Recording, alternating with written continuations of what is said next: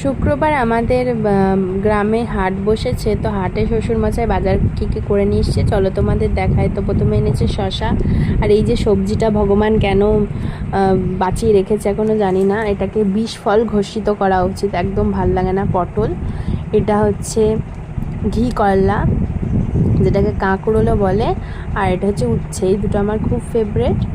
আর তার নিচে রয়েছে এই যে ঝিঙেও এনেছে। ঝিঙে মোটামুটি ভালো লাগে, খুব একটা ভালো লাগে না, আমার খারাপও লাগে না, যাই হোক এগুলো এনেছে। আর এই যে কাঁচা লঙ্কা এনেছে অনেকগুলো, যেটা আমার দুদিনে শেষ হয়ে যাবে মানে আমাদের বাড়িতে।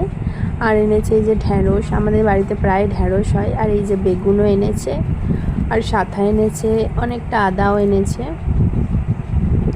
আর এনেছে বরবটি, আর এই যে কচু এনেছে। আমি শিউরি থেকেও অনেকগুলো কচু এনেছি, আবার দেখছি হাটেও বসেছিল বোধহয়, তাই